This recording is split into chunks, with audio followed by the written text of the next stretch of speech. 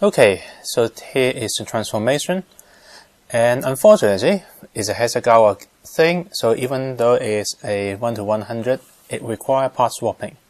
The main part of part swapping is the heel, which requires it to adjust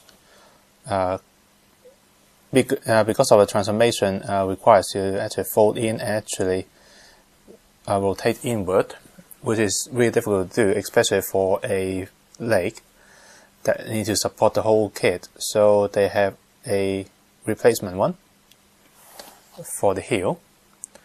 The other big part that is actually replaced, and is the major one, even those when you can actually get away and not using it, is the spine.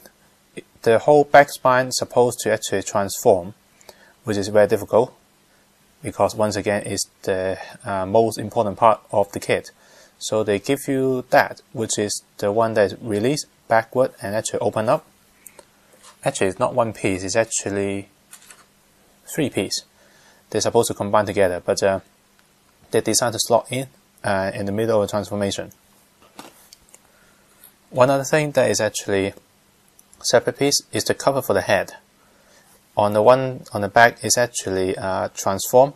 These two actually slip out and actually rotate it, which is very difficult to do because it's very tiny. And finally, there is a special pair of hands which doesn't got the thumbs on them, so that when you transform it, it wouldn't actually get in the way. And the weapon in here, there's 2 plastic pieces. At the moment, one of them is designed to lock into the back of the hand, while in reality it needs to split up and both of them need to be able to slot to the back of the hand, so there's 2 of them. So that's all of the parts required to actually transform him. So let's get on to it.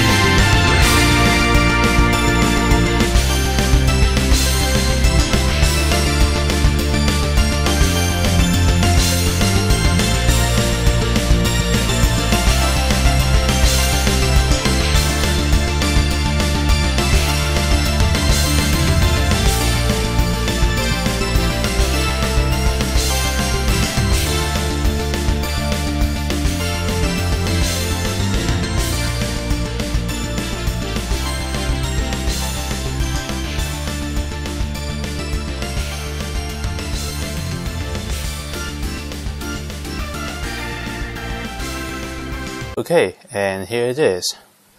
That was easy, not? Was it taking me 2 takes and approximately about an hour? Well, there is about half an hour of waiting because the battery runs out. That's why it actually took me a whole battery to actually record this thing transforming. I probably edited a huge chunk of the time of the video that you've just seen. And I probably speed it up something like 3 times just to make sure I actually keep it under 15 minutes. But as you can see, it's a pretty nice plane. Well, I say plane. I guess it's supposed to be a plane. The Mortor Crusher mode is a jet that apparently is the aim of the Scyther series, which came from the Viper 2 series, which is the ability to transform into a fighter jet for a long distance and high speed travel, which results in the first fatality of testing of the Viper series when the Viper 2 suddenly lost control, which gave rise to this form's attack name, the SLC, means she lost control, as a sick joke to the person who screamed that phrase when he crashed onto the ground. Yes, the doctor in the story who designed him is a bit of a weirdo, a madman, and a psycho.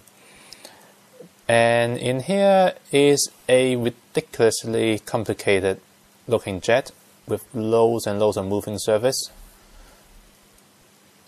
And by the way, it's really difficult to actually hold this guy to actually show it to you because everything is spiky and flimsy and fragile, especially when you look at the back where every single moving surface is pointing somewhere, some way, and somehow.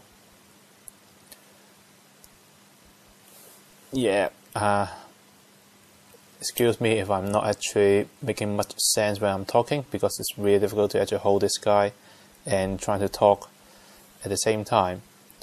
And if you look at the underside, you can see the head sticking out like that, all of the mechanical bits and pieces to actually create a transform mode. Yeah. Oh, and by the way, that cover for the top is intended for you to actually stick it on. I know it's transformable and it intends you to actually stick it on, so that's why it's come off. But it fit in there very snugly actually. Oh, and the V converter is openable, as you can see. It's supposedly open when it's actually flying. But yeah, I think this is the only time I will ever going to transform him. I'm going to take some photo of this just to prove that it can be transformed and show it to my friend. And that's it. I'm not going to bother to actually turn it into this mode ever again. And by the way, you're wondering how much stuff is left over. That's all of the stuff that's left over. Loads of tiny little pieces that was taken out. Most of them are parts to actually hide ports. Things like these two are intended to hide ports. And these two are actually useful in the sense that they are the parts that keep the leg in full length. Without those, the leg can actually be collapsed. And you know what those are as well. Oh, here's the part that is actually transformed. As you can see, if this part is actually a actual transformable piece, is going to be really fragile and really difficult to transform. And you can see why this is actually flimsy, because to actually transform this thing, the middle bit actually need to fold up and then need to collapse together. Yeah, I can see why they decided that this need to be a separate piece. And the chest part, which becomes some gigantic, humongous pieces on the back, on the bottom of this jet mode. So yeah, that's it for me. Hope you enjoy it. And I have to say, despite how difficult this kit is to actually build, it's pretty fun. It's definitely a really nice looking kit at the end. It's not posable well, not that posable, is enough for you to actually put him into basic pose. And I do wish that Hasegawa has actually considered about designing this kit with a base instead of me trying to find something to actually hold it in place, especially in the jet mode. Now there has no method to actually display it properly. And I think that's basically it. Sorry for the last 3 weeks for hardly any update at all. If you want to see the build and if you want to see all of these photos in detail, come to my blog. It's the best way I could think of to actually post all the photos. So that's it for me. Join me on the next video.